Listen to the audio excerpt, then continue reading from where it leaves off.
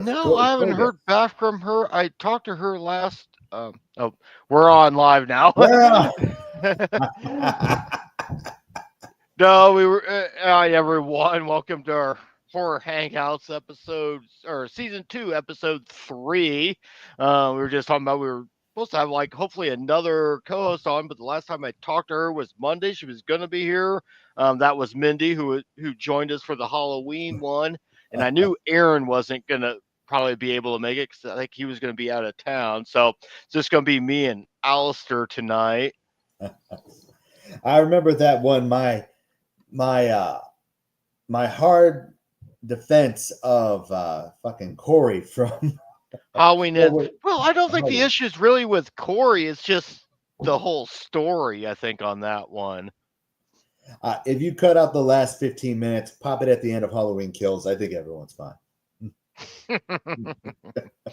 Anyhow, enough about Halloween. We'll Heather. Oh, we do have one person watching. They're probably wondering what we're blabbering about right now. Bullshit Um, is what we're blabbering about. Bullshit.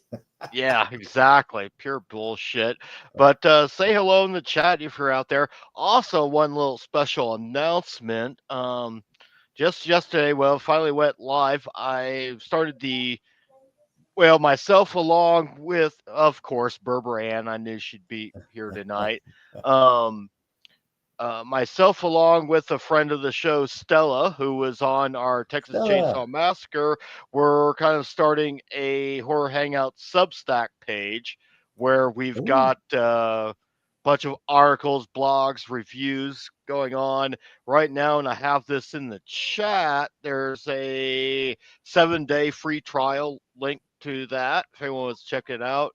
Um, she put out a pretty interesting review of her take on Nosferatu, which we just Oh. talked about last month, and it's a pretty well, as you can imagine, it's pretty straight to the point, but revolves toxic relationships basically. But it was a good perspective. I just wrote my review on my experience going to see Hellraiser Thursday night in the theater, and there's a bunch of other stuff in there and links and whatnot. So just something I thought I'd try and do and see how that goes.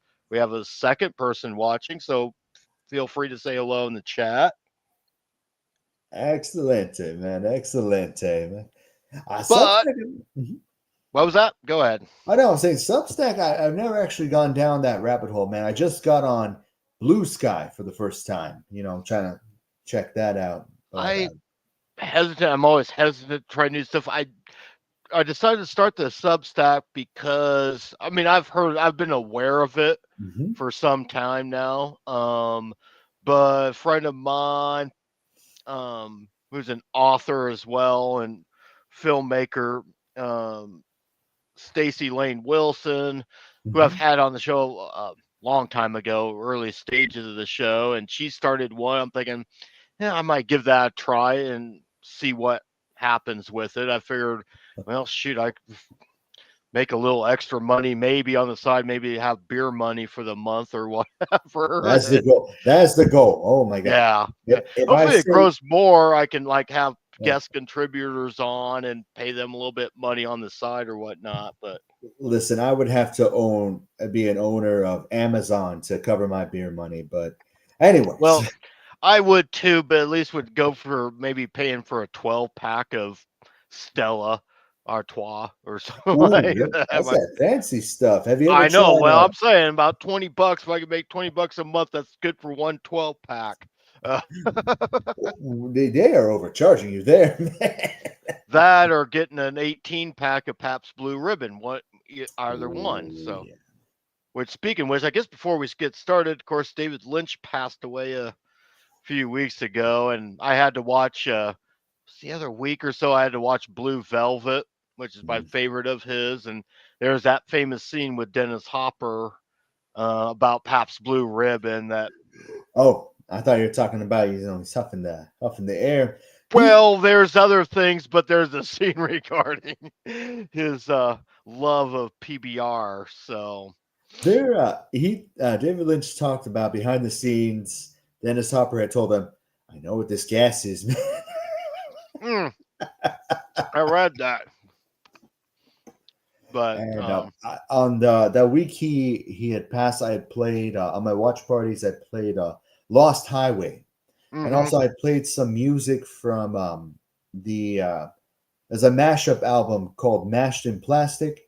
It would yeah. take songs from various iconic songs from various movies or the Twin Peaks show, and then mash it with other mainstream Oh songs. I wow. think with the Loris theme, that was mashed up with a Jackson 5 song, I'll Be There. Okay. He Oh, it had was a beautiful. way of putting some really good music that always went with his movies for sure, especially those ones in the 80s, early 90s. Hmm. But anyhow, one of the reasons, and I already had some Italian food earlier today, so here we are. We're talking about Italian horror. That's what this show's about today. We're not going to hit every single movie because if we did, we'd be here for 12 hours. But got at least almost what I don't know if I would even call them all essential, but some of them certainly are that we're going to review.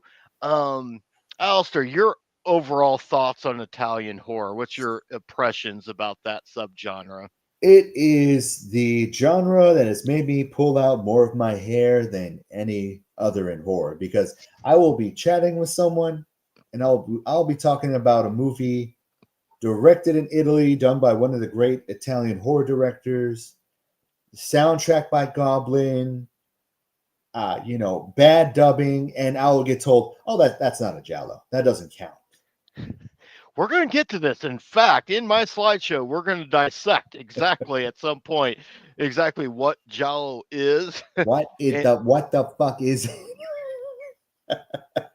I tell you, as of right now, the best thing I can say is Giallo is to the Italian horror genre what the slasher genre is to the American horror genre. So, in other words, Giallo is horror, but Italian horror might not always be Giallo, just like slashers are horror, but horror movies aren't always slasher, if that makes any sense. No, it makes absolute sense. But what defines it as Giallo? Is it does it have to be in Italy to be a Giallo? Technically, no, but it's actually has its roots in Germany of all places, and Ooh.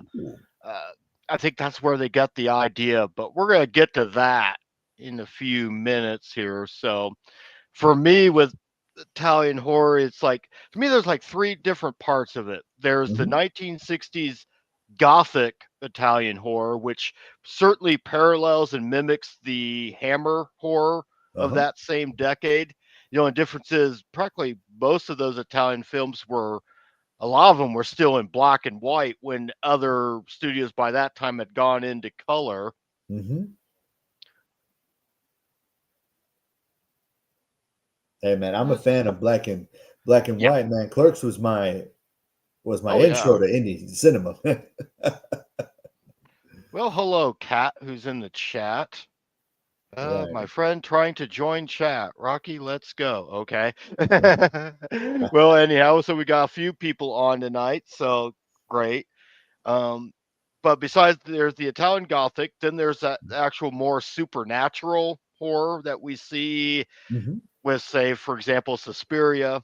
And then we have Giallo, which is, Yeah. like I said, I kind of equate it almost to the slasher genre, but a little bit So different. okay, so Suspiria is not Giallo. Is that what you're saying? That's what I'm saying. Oh, and yet you have it on the top 10 of Giallo movies to watch. No, I don't. Or I did. Yes, yes, you had it on the list. Well, I said Italian horror slash Giallo. Okay, see that's where we're going. Okay, yeah, I get that. We're going to try and sort through this great mystery, just like we are currently. It's almost like we're in a Giallo movie. We're trying to solve a mystery here. Um, We have been called to the Italian countryside to solve a series of bizarre questions. exactly. I should have gotten some black leather gloves just for this Oh, episode, but some red neon lighting in the background and stuff. yeah, yeah, that would have. God, that's a good. Why didn't I I think of I that? I got LED nut lights, man. I just got to get batteries and shit.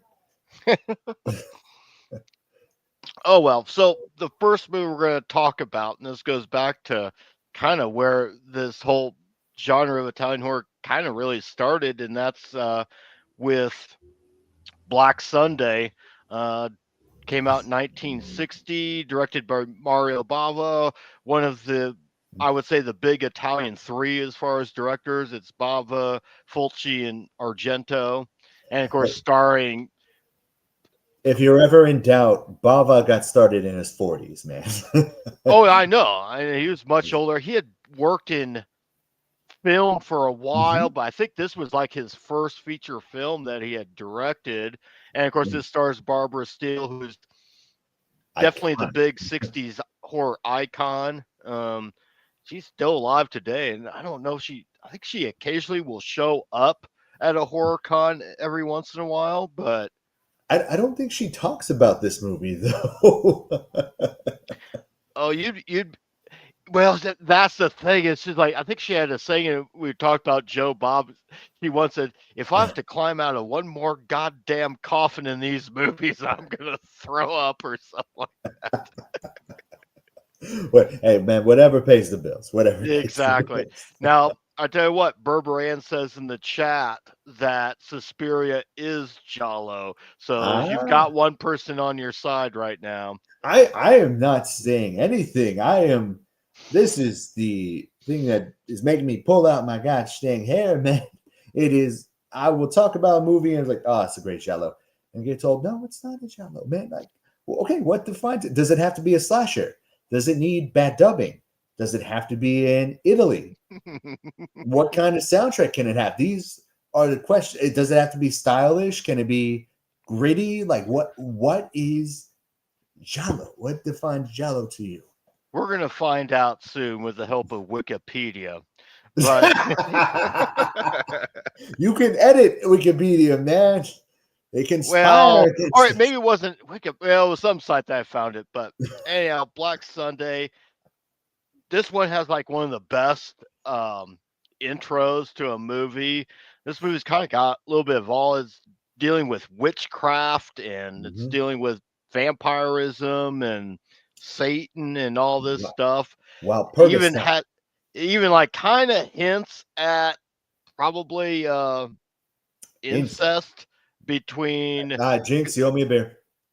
yeah, definitely. It's on its way.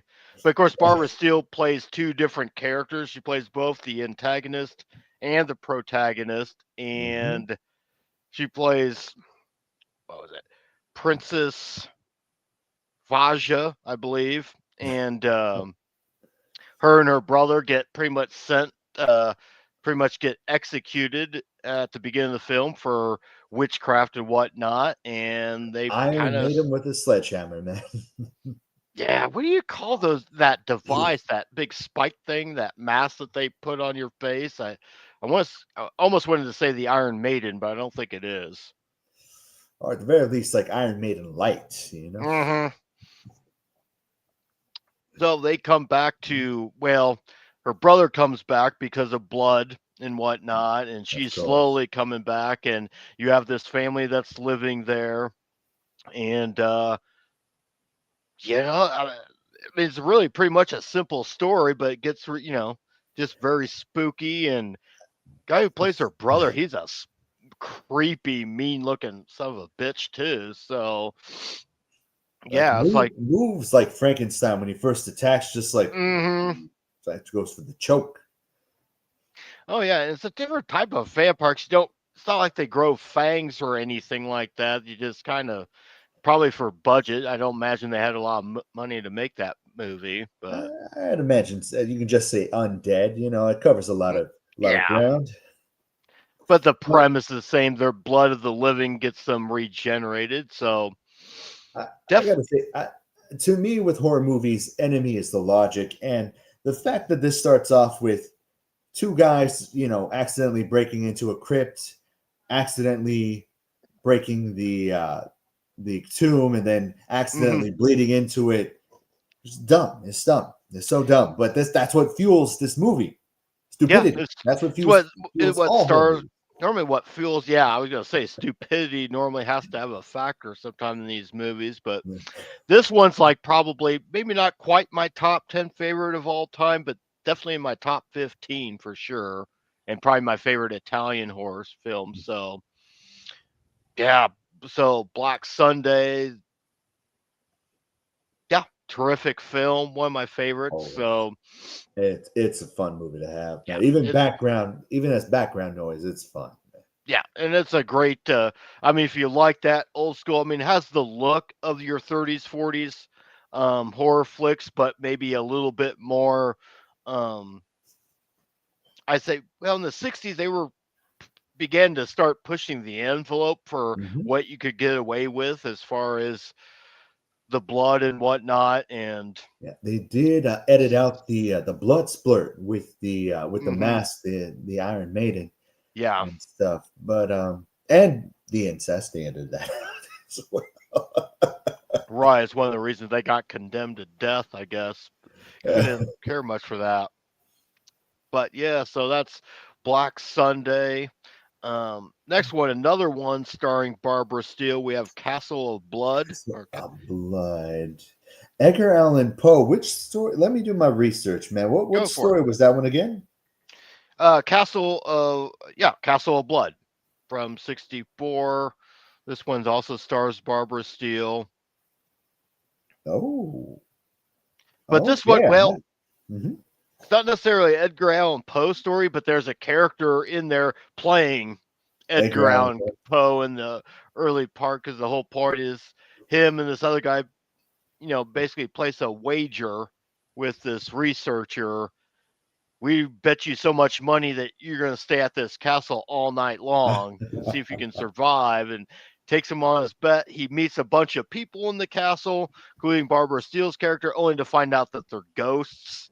Um, Most of them are reenacting their own deaths in real life, Hmm. which causes this guy to like, wait a second, I thought you were dead, and there she is again. And it's a pretty good, I mean, psychological, supernatural ghost story. I think it's, for me, it's like for ghost stories, it goes like The Hmm. Shining, The Fog, and this one here might factor in at least in my top five as far as the ghost story movie genre goes.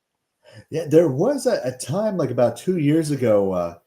Edgar Allan Poe. That was the hot thing to do. There was a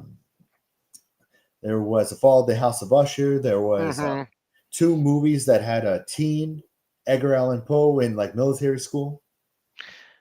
Yeah, and he had also, I mean, a lot of that too came from Roger Corman. Made all these movies based off his short stories, Hmm. most of which starred Vincent Price. And Oh, dude, the yeah, the and the I was gonna freaking. say too the importance of Italian horror in the '60s, with the exception of Roger Corman, there Hmm. wasn't a whole lot of horror movies being made from America Uh-huh. outside of maybe Hitchcock's Psycho in 1960 and Romero's Night of the Living Dead in '68. In between then, it was pretty much the British and the Italians that were really kind of keeping the horror Well, genre go, I, along with Roger mhm. Corman here in the States. So it's like I we think kind of owe a 60s.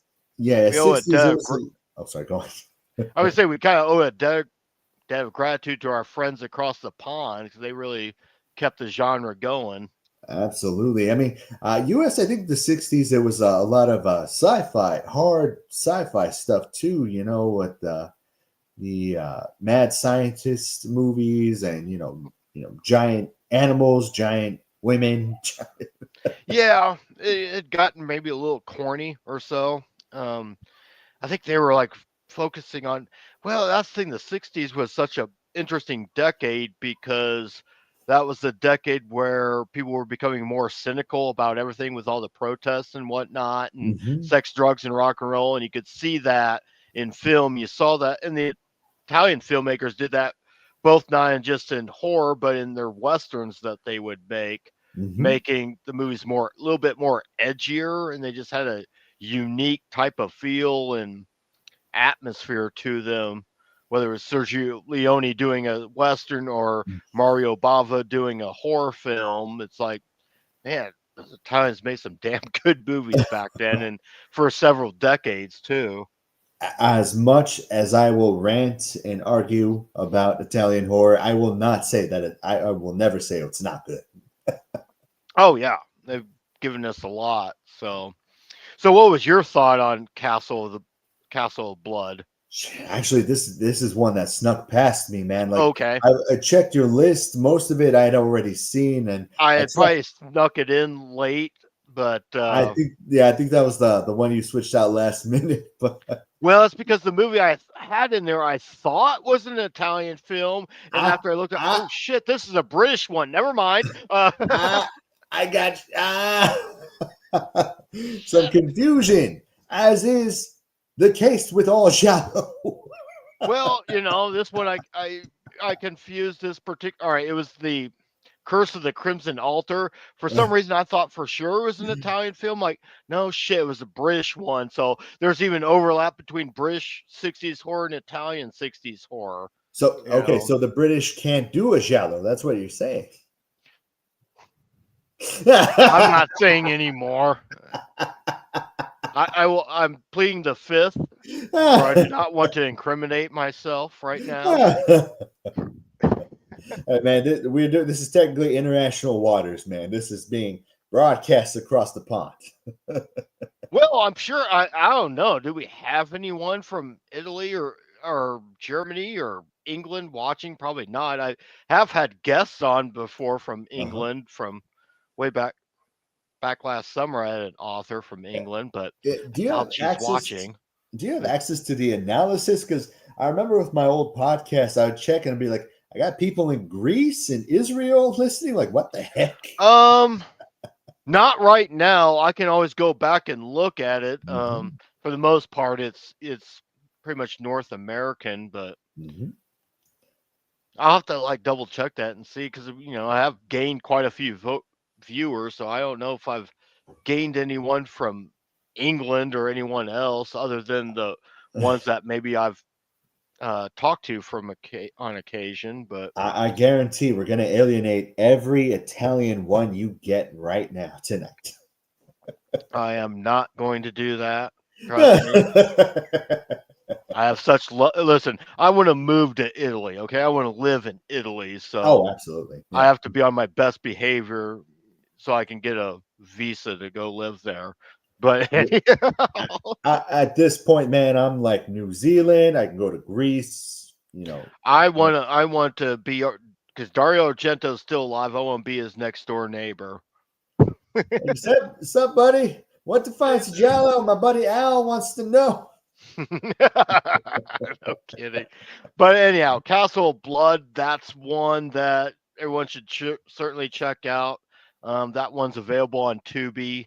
So, and I'm not sure about Amazon Prime, but I know it's on Tubi. So check Mhm. that one out. And like I said, there's plenty of other movies we're not going to talk too much about. But like I said, in the interest of trying to not be here forever, I don't know. Mhm. Maybe one of these days we should do a 24-hour live stream and see how that goes. And just play it in the background. Just, yeah, and just have people just jump in and out, and just even if they just come in for 5 minutes and just see how it goes. I don't know. Maybe I'd do that on my birthday, which is on a Friday. I like start at Oh, 6 o'clock p.m. Friday and go into 6 o'clock p.m. Saturday and see how that works. Can I even oh. stay up that late? The also question: where can it be hosted? Well, I host it here, like I do. It'd be great if we hosted in a bar. No, we're gonna go to Colorado, and Berber Ann's gonna host it at her house. Also, man, I've recently, just real quick, because we're on the subject of shallow. I recently got a VR headset. So Hmm. right now I've been like watching stuff like it's like on a big screen, almost like a movie theater. Right. It's incredible, man. And what else? What else, man? Also, last night I was figuring out how to get Shutter slapped on there, man. So next last driving with Joe Bob, I'm gonna be watching that with big ass goggles like a nerd. There you go. I don't know. I think it might give me a headache, but I'm who knows? I recommend it, man, but do what you got to do. Black Sabbath. Black Sabbath, and this is, of course, another movie directed by Mario Bava, and I'd certainly want to include this because it stars and is narrated by Boris Karloff himself, and it's like, I don't want to say it's like, I don't know if it's the first Hmm. anthology movie, but it's probably one of the early ones, as it's basically into three different. You basically have three different stories in this. Hmm. What was it? It starts Okay, off. Berberan says she'll like host it at the Stanley Hotel in Colorado. Oh no! All right, that Uh, there we go. I That am. would be a great place I, to do a I, 24-hour live stream. I'll do it at a bar nearby. I ain't going into that hotel, man. That's how good that movie is. Ah, it'll be fine. What's the worst that could happen? What did I say? I'm Hey, going. I'm going to have a couple of shots. We'll go we would down on do a it in tricycle. we do it during the spring or summertime when it's not snowing, so we're not going to be barricaded.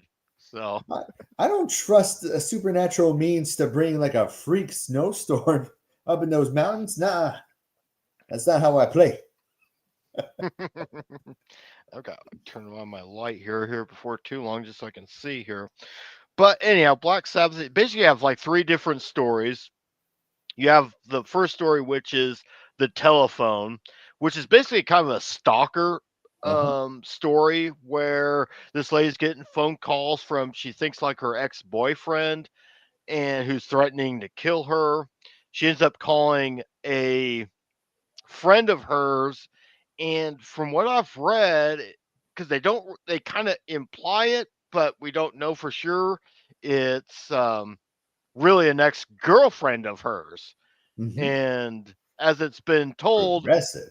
it's really her ex girlfriend that's making these calls because she's wanting her to like lean on her and all this stuff. But as it turns out, the murder ends up being the ex boyfriend who shows up, kills her girlfriend, and then goes for her. But of course, she able to She got the kill him knife in the with her. process.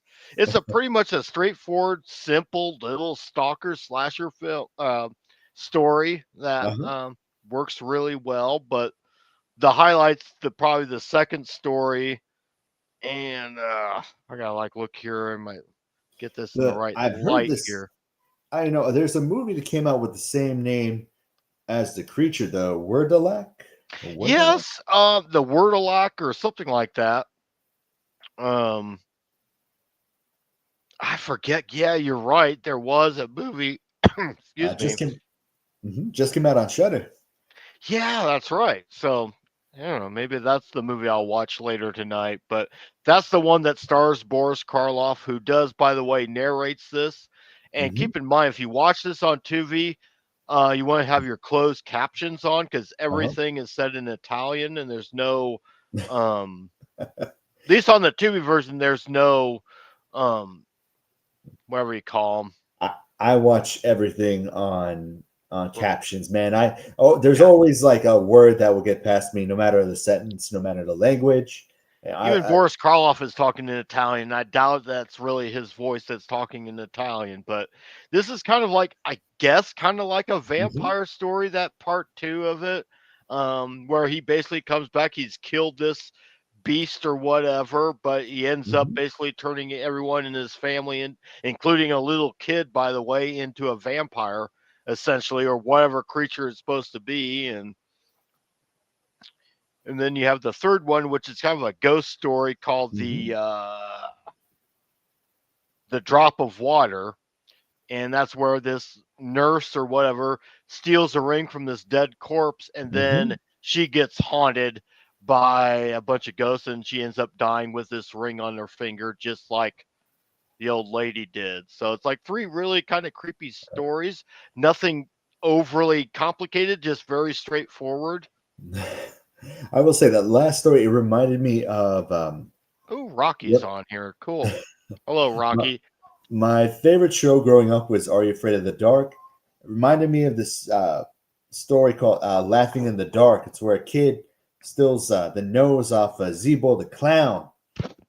and all of a sudden he starts getting stalked by the clown. He has to bring the nose back. But I guess in this case with the ring, don't steal from the dead. That's the story. That's the moral of the Yeah, story. that's the moral. Just leave them alone. Just don't do anything. Just have them buried, whatever, cremated, whatever their will says. Don't be stealing their jewelry. Okay, we got another slasher in. Rocky on Instagram, but she's also known as Phantasma, I think, on Slasher. So I great, think that's. we got two of our Slasher sisters out there rooting us on, I or know. probably making fun of us, saying, "Boy, those guys are a couple of dorks." But also, yeah, also, like, isn't that guy's avatar like a purple goat? What the? that used to be what you would just show on screen when I first couple times I had on you. Everyone, never, no one ever knew what you looked like until you that. I think it was the Hellraiser Uh huh. discussion we had that you finally showed your face. I think. Yeah, yeah. I finally got like a decent webcam, with a good microphone. Hmm. Oh well, yeah. But anyway, Black Sabbath, that's a really good. I mean, if you like those type of like anthology stories, like say Creep Show or whatever Tales of Halloween Mhm. or what's that one Trilogy of Terror? I think it's a good one to check out. Um, Anthologies are like a game of Russian roulette. If all the stories work, it's great. But if you get one bad one, it can tank the whole movie. Even it's that the to way I me, at kind of least. was with like VHS, and Hmm. I'm like not like a big found footage person anyway. Hmm. But it's like the first two stories of that I Hmm. was really into, and then by the third one, I kind of lost my interest. The fourth one, I fell asleep. The fifth one was good, and it's like, but those first two were like really good. But yeah, yeah, we got like at least four people on here. Three Oh, as of right now. We got Rocky, Cat, and Berber Ann. What a interesting, and I don't know who Cat is yet. Must be like a secret subscriber, maybe a new one. So thanks for subscribing. And if any of you on here haven't subscribed, please like, share, and subscribe so we can grow the channel even more. So I can be a little bit more relevant in this world. you're plenty relevant, man. I love slasher, man. I love it. Oh yeah, Slasher's the best. And those of you who's not on Slasher, what are you waiting for? Get on there. So anyhow, let me put this here on. We have the Hmm. um. I need to like put this in full screen here. Okay, Giallo. Here is the definition here. Giallo is an Italian genre of murder mystery films that combines horror, Hmm. thriller, and erotic elements. The word giallo is Italian for yellow, and that goes back to these paperback mysteries that were Hmm. um, written that were always yellow. That's why they call it giallo. And the characteristics are giallo films are often violent and gory. Yeah, we already knew that. They're kind of like a who done it murder mystery plots. And then we have surrealism, so they have very bizarre and surreal elements to them, Hmm. very stylish visuals, and then we have Oh. psychological, and they have some Hmm. psychological elements. Oh. So there's what Giallo is for everyone Okay, that was I listen wondering. to me. I am gonna copy paste this. Hmm. Whenever I get in an argument, I'm gonna just slap it right in there. So basically, like I said, just think of Giallo as the slasher version of American horror. Essentially, not every horror movie is a slasher. For example, The Shining is not necessarily a slasher film, or Hmm. um, whatever. Now skip it. Something that Ari Aster has done, for example. Like Yes, yes, but Midsummer is not a slasher film, but still horror, and slasher is always horror. So there's your distinction. That's the best I could come up with. Yes, yes, but Black Sunday, Giallo, but it's not known for its bright colors. It's not known, not super erotic. I mean, Barbara Steele, you're gonna get, but and there was witchcraft, like sorcery involved. No, no, I would. Is it sorcery or warlock if it's satanic? It could be either or. Either or. Well, it's a warlock if it's a deity or otherworldly power. It's a sorcerer if it's their own power. Exactly. Something along those lines. But there's a little bit about Giallo. Now, right here, I've listed a few movies that we probably aren't going to talk about, but movies that are worth looking into and watching for our audience. We have An Angel for Satan, another movie starring Barbara Steele, one of my favorites. We have Blood and Black Lace, directed by Mario Bava, which is considered one of the very early Giallo films. Mm-hmm. We have The Castle of the Living Dead, which stars Christopher Lee, because Of oftentimes course. these Italian directors would bring in British or American actors. This stars Christopher Lee and a very, very young Donald Sutherland. Also has a small appearance. We also have Lucio Fulci's zombie movie. If Oh, you want to see a zombie get into a fight with a great white shark in the water, this there's your was movie to watch. this was back in the good old days where the most advanced CGI was a guy holding their breath underwater and a shark that was overfed. What was CGI?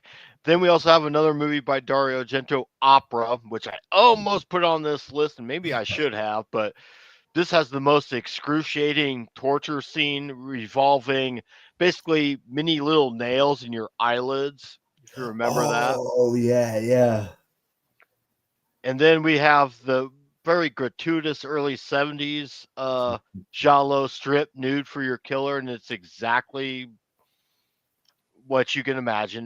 They didn't mess around with the titles of this movie. It pretty much just tells you what it is. But those are a few that we're not going to really cover, but that are worth watching. So, Absolutely.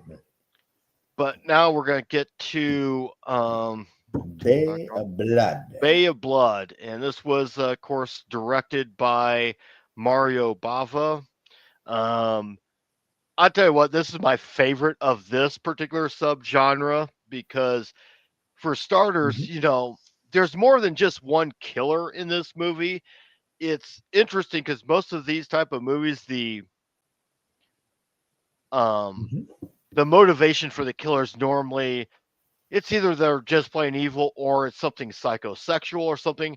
In this case, it's just plain money and greed. These people are trying to kill each other basically for this lake mhm, essentially, and there's a lot of like sneakiness going around, and mhm, then on top of that, mhm, you've got like these four kids mhm. that just come into the scene for no particular reason. They're just partying. And if you Skinny watch dipping, various aardvarking, how it goes. exactly, and you can tell the influence this movie must have had on Friday the 13th and Friday the 13th Chapter 2 because there are some kills and some tropes that are established that you see in the early Friday the 13th movies. So I'm pretty sure they were very much influenced by that. So this movie's like I said, and the ending is just so funny. It's perfect the way this movie ends because no one really survives this movie because everyone's trying to kill each other for this lake, this body of water. And the ending's just brilliant. And if anyone hasn't seen it, I'm not going to spoil it, but it's the perfect ending to this movie. So I look at this movie as the prototype for the 80s Hmm. slasher flicks that we would see. So at least parts of it anyway. Uh, What the were good your old, thoughts? the good old chase the teens having a good time.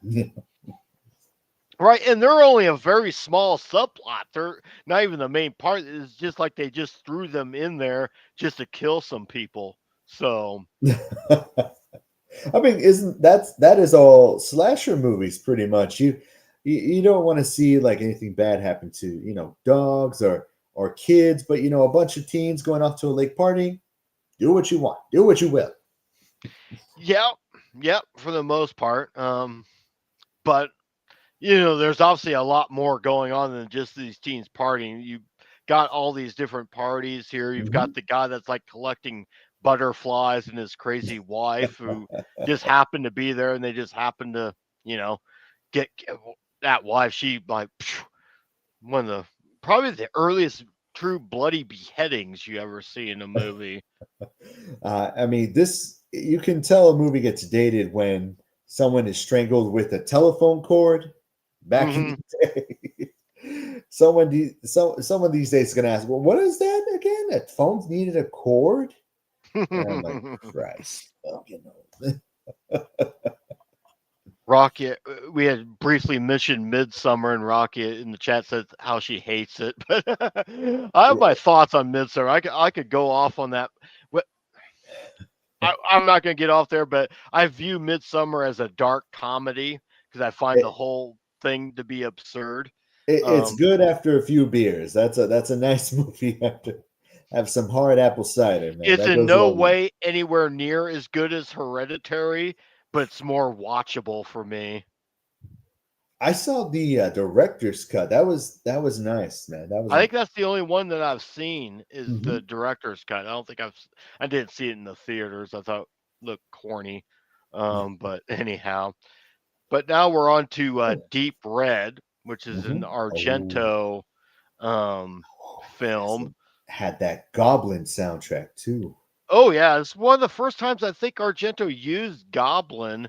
Um, and this movie is kind of interesting because it is kind of slow a little Mhm. bit. We have our first couple opening kills, and then we go a long ways where there's nothing, a whole lot happens.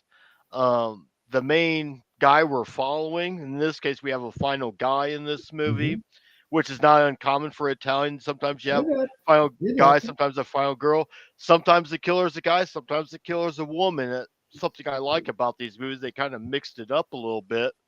Um, but man, that last 15, 20 minutes of that movie gets fucked.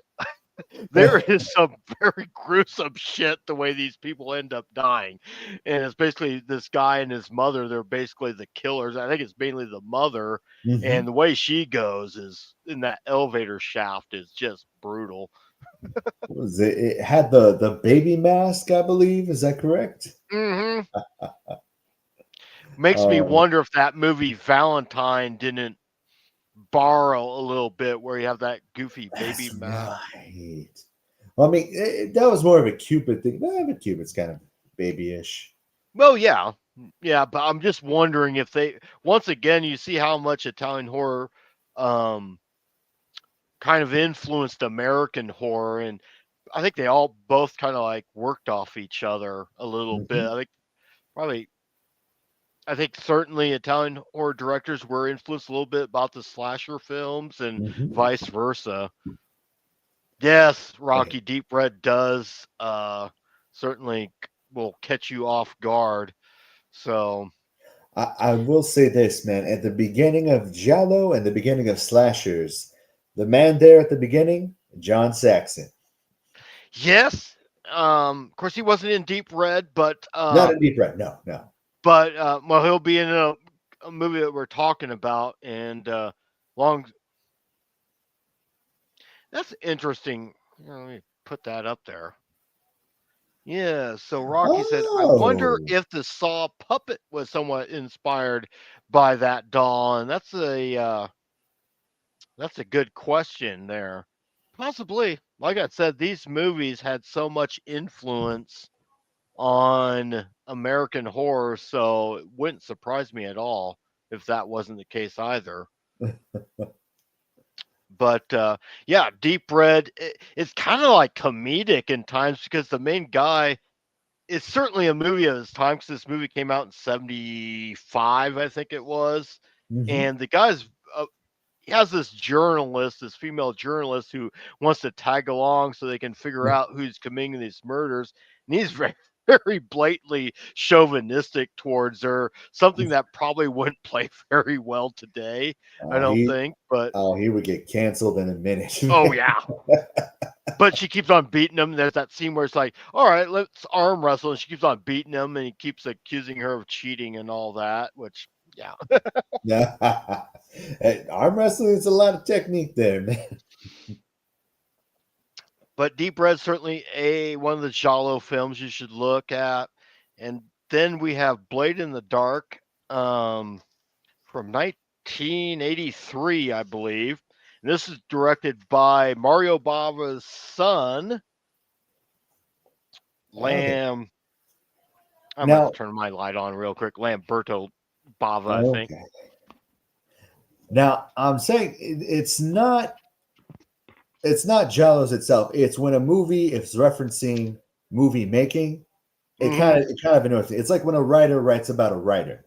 So this one had the main character was a movie.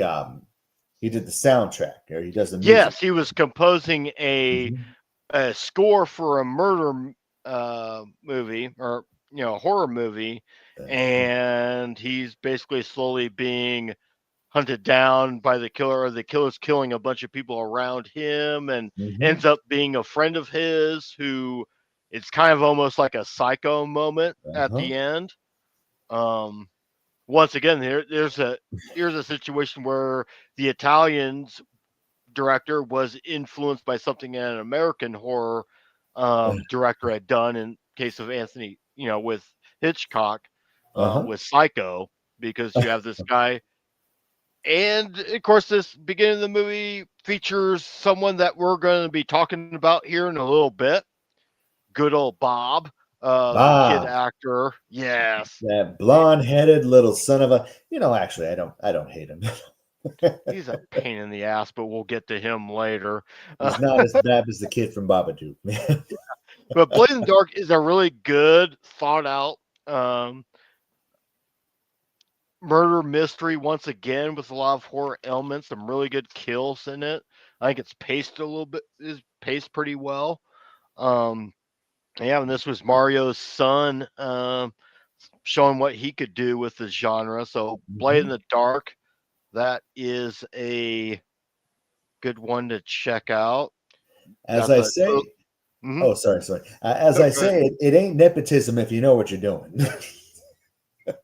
Exactly. And they certainly knew what he was doing. So yeah, he probably learned from one of the best. Well, it's just like Brandon Cronenberg and his dad, David Cronenberg. I think Brandon Cronenberg's done some good stuff there. Hmm. Um, he seems to know what he's doing, so it's kind of like that.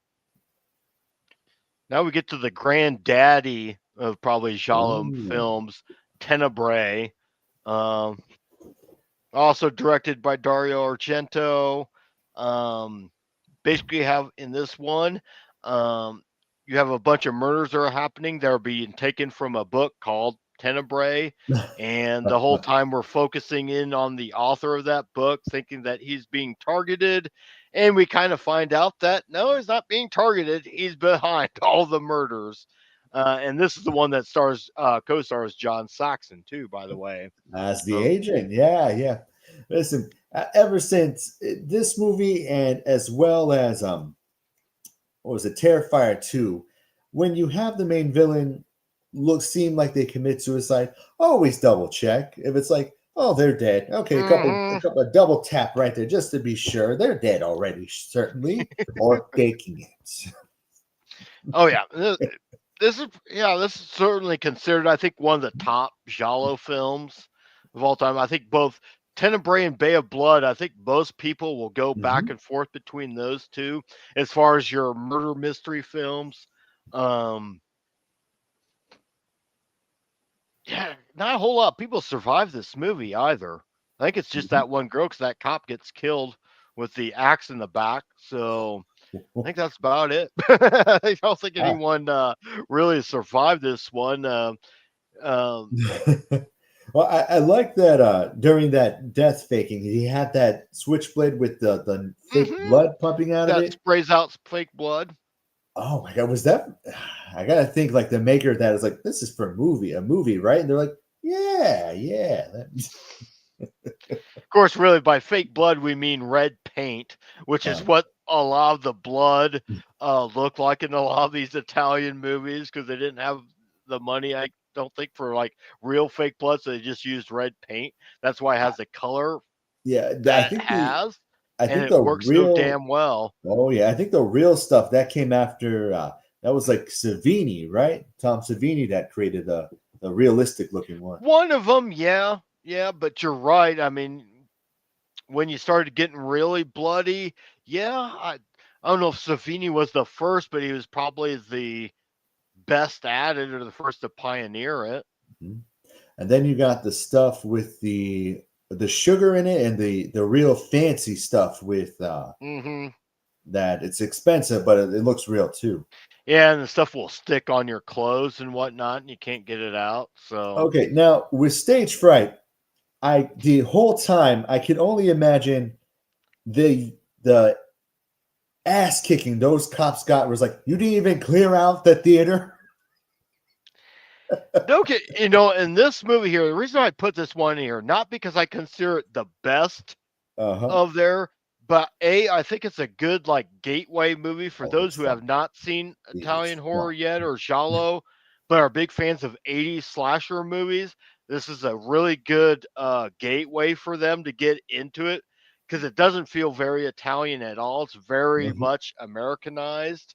Um, but it's still a good fun watch because it's got that 80s camp to it, but it's also I mean, who would have thought the killer with an owl head would work so well, and it does. There's some damn good kills in this movie, and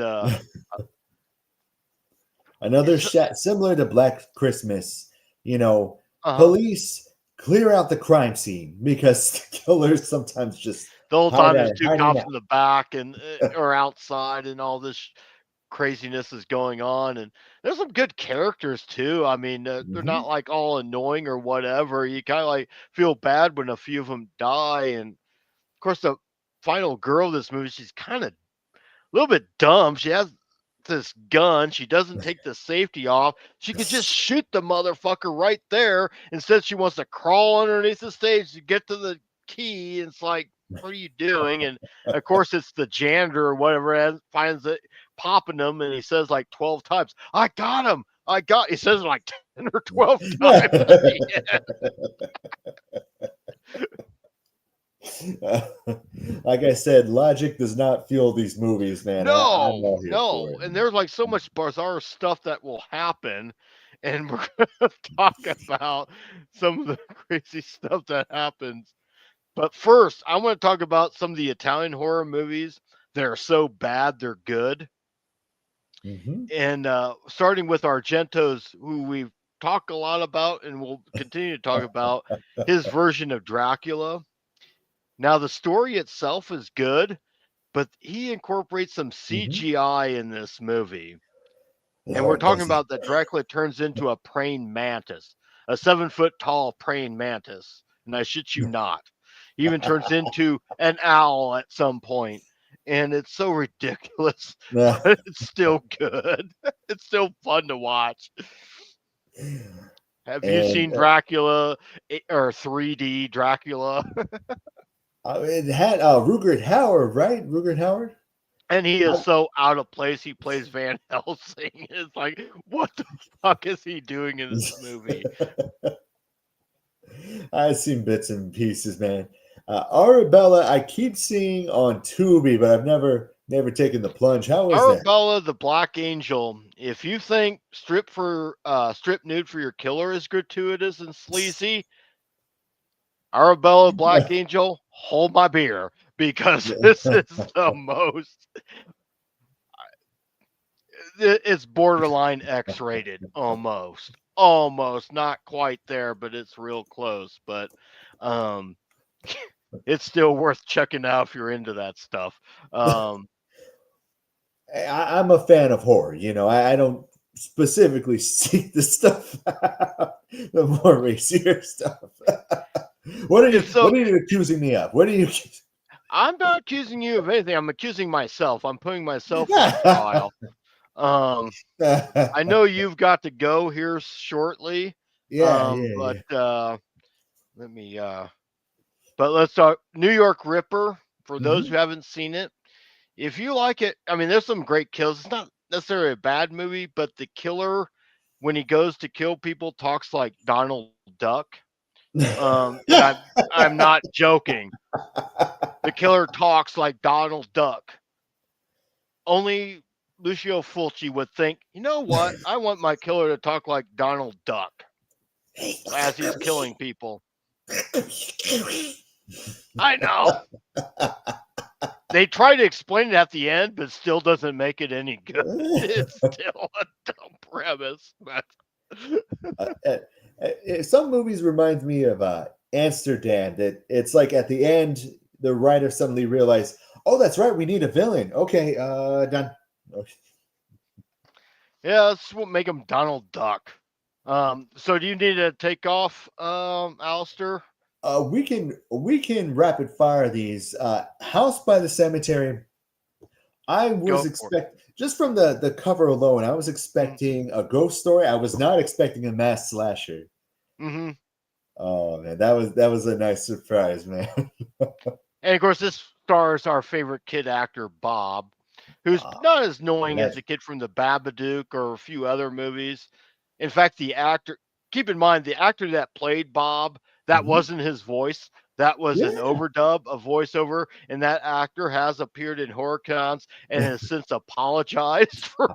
No, no. Listen to me. It You wasn't you make me. It you wasn't gotta my voice. I you gotta swear. make that money, man. It's like that kid from Game of Thrones, the Joffrey. He's making that money, man. I don't think Bob's even as hated, nowhere near as hated as Joffrey is. I don't think anyone is as hated as King Joffrey. Um, the thing about these movies, it's not. They call it the Gates of Hell trilogy. Of course, this all three of them directed by Lucio Fulci. Mhm. All of them direct. Let me find the actress's name here real quick. It's the same actress playing the lead. It's just a different character each time. Uh-huh. Looking through my The Beyond, that was very stylistic, man. You had that that's psychic. my favorite of the three Oh man, too. that was a beautiful one. Especially the ending with all the corpses coming to life in the morgue coming after them, and I like Hmm. that one. The actress was Katerina McCall. She basically stars in each one of the three movies, but she plays a different character in each one of these three movies. And Hmm. they're really not really a trilogy. They just call it that because it's like The Beyond and The City of the Living Dead, which was the first one released of the three, are mainly zombie movies. And like you said, House by the Cemetery is more of a slasher movie. It's about a Uh-huh. killer that's living in the basement of this creepy house for the most Hmm. part. But yeah, if you like, I mean, Fulci was like, you look at the big three, Fulci was like the king Hmm. of gore. Argento was all about the lighting and the Oh. ambiance, I guess. Bava was probably the storyteller, and Uh-huh. Fulci was just a full blown gore hound. I mean, he was basically the, I guess, Damian Leone or Eli Hmm. Roth of this bunch, basically, because you can see his influence on those guys when it came to gore. It's just he would come up with stuff like in the Beyond Hmm. just because, like when the guy like falls off the bookcase and the army of tarantulas eats his face off. Had nothing Oh. to do with the story. He just put it in there because why not?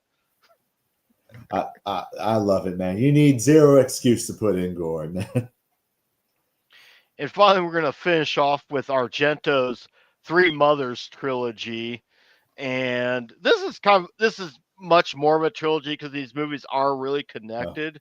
huh. It's weird that you have Suspiria that comes out in 1977, Inferno which comes out in 1980, And Mm-hmm. then 27 years later, we have Mother of Tears. So I have no idea why it took him so long to do the third entry, unless he was like thinking, you know what, I want my daughter to star in the third entry, but I gotta wait till she's old enough or something like that because it stars Asia, his daughter, in the lead role of the Mother of Tears. But I mean, Hmm. Suspiria, there's nothing more to say. That I mean, it's a classic. It's a It's once masterpiece. again, it's in my probably top 15, top 20 horror movies of all time. The lighting, the soundtrack, uh, the Doctors, kills, doctors everything is. giving you wine. Oh my god, that scene with the barbed wire. Oh my god. Oh yeah, you have a really good too. Final girl in this one, the Yeah. character of Susie, played by Jessica Harper. She's pretty good in this, and this is why I hate. Well, I don't want to say I hate, but I dislike Uh huh. the remake because of what they did to her character, Mm-hmm. partially.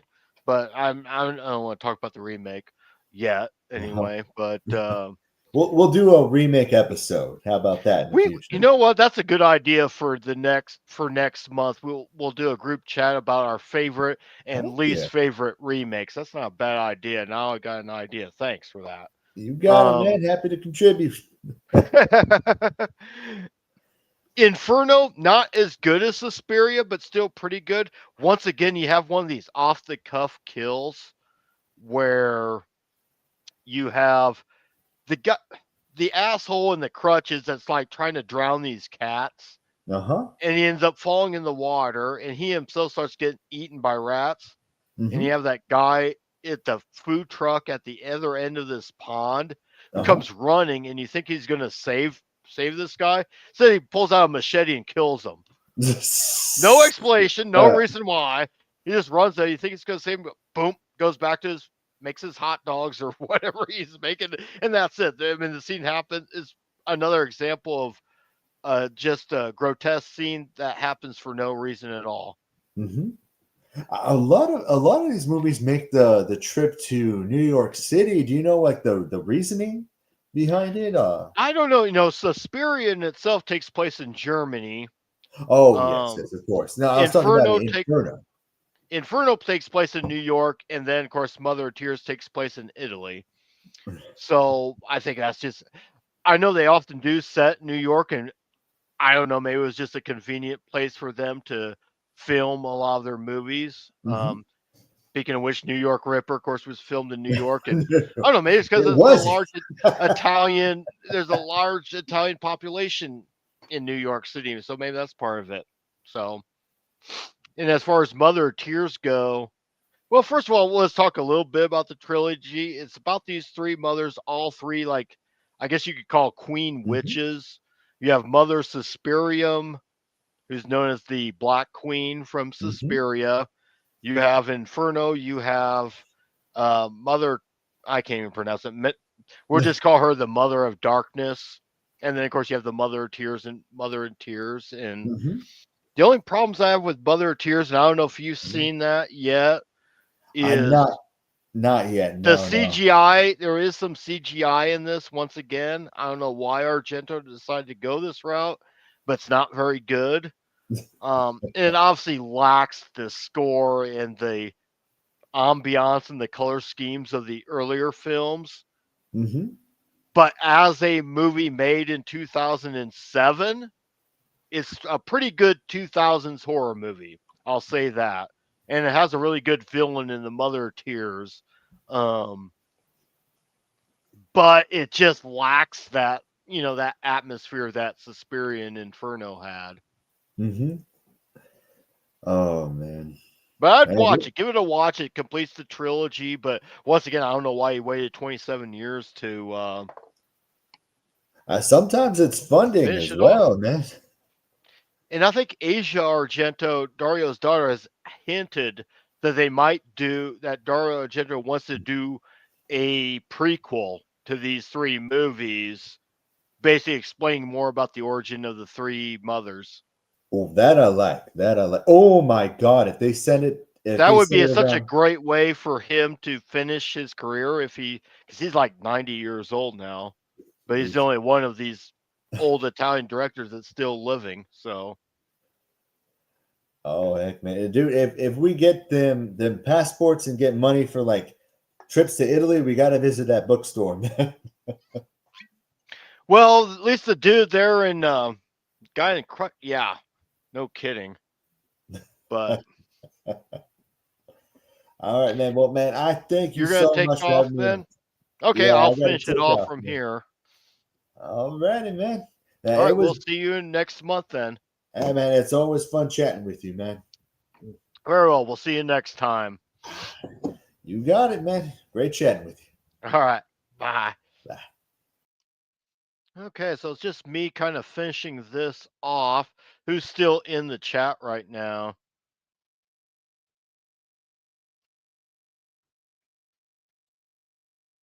I don't know if Rocky or Berber Ann's still in, but anyhow. Yeah, but more thoughts on Suspiria. That's of course one of the great Italian horror films, one of the great horror films, period. My own thoughts on the remake of Suspiria. And I did kind of a little bit of a review on this a few weeks ago because I did watch it.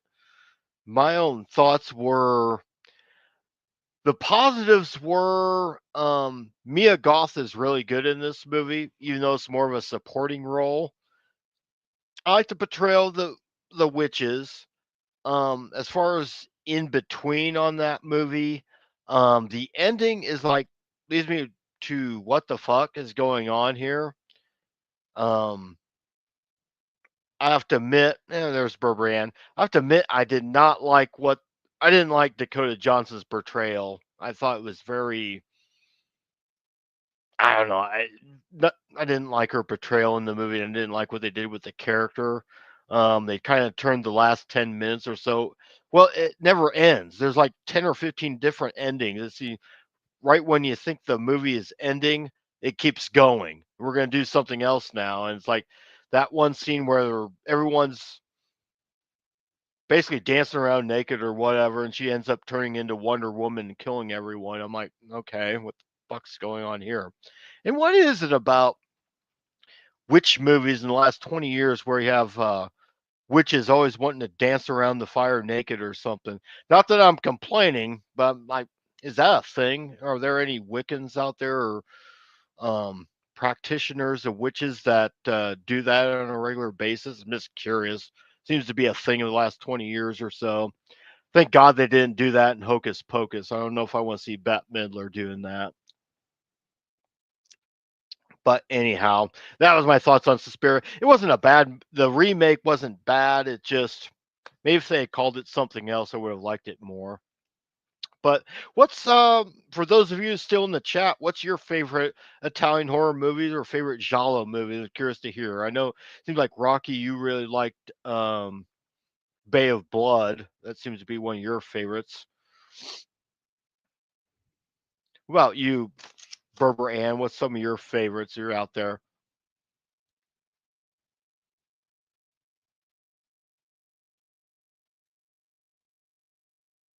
Well, yeah, I know it was chaotic.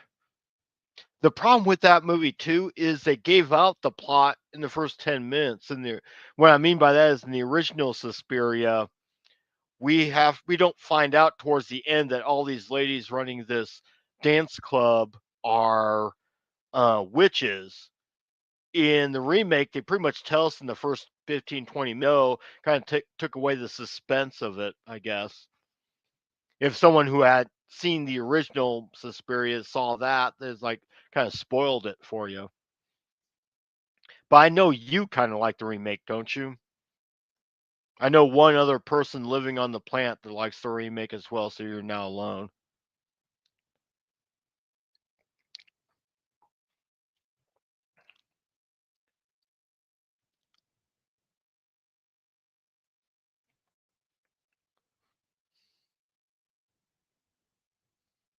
Oh wow.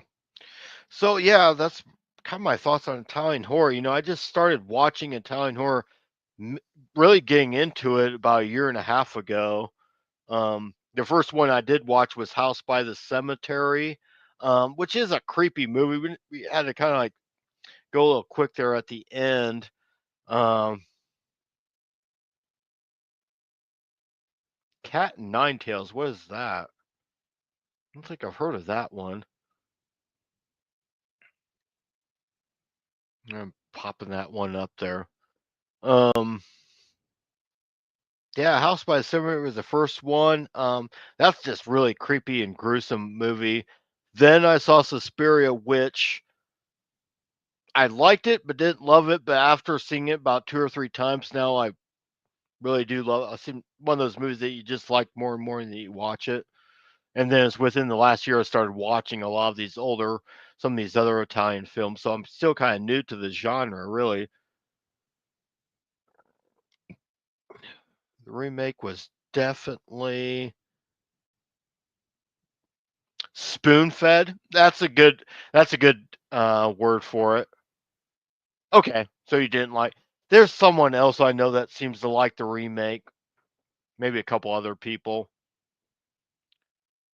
Like I said, if it was just called Crazy Ballet Witches or or whatever, then I might actually have liked it more than I did. Also, I thought Tilda Swinton was her normal, usual wooden performance in that movie. I don't know why people think she's such a great actress. She's just always like, hmm, you know, I have more. Doesn't give a whole lot of personality in her performances ever. The Bird with a Crystal Plumage. I'll have to check that one out. I've heard of it, but I haven't seen it yet.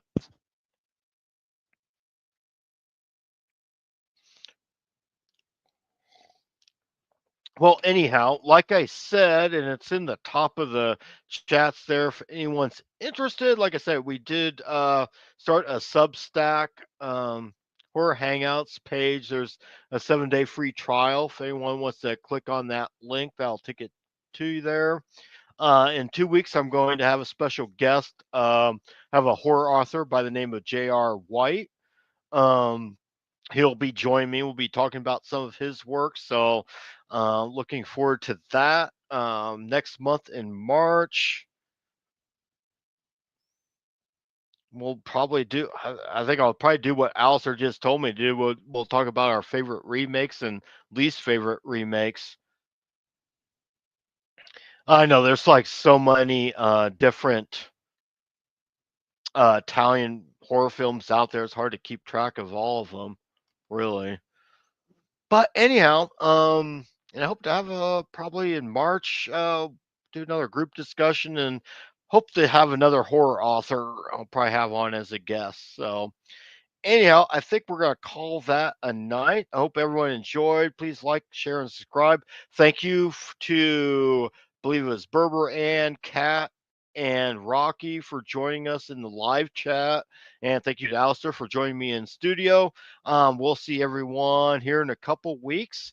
So everyone take care and happy non-Valentine's Day because fuck that holiday. I think we all agree on that one. So just watch My Bloody Valentine. So, in other words, we'll see you guys all in a couple weeks. And thanks for liking and subscribing to the channel. We'll see you next time.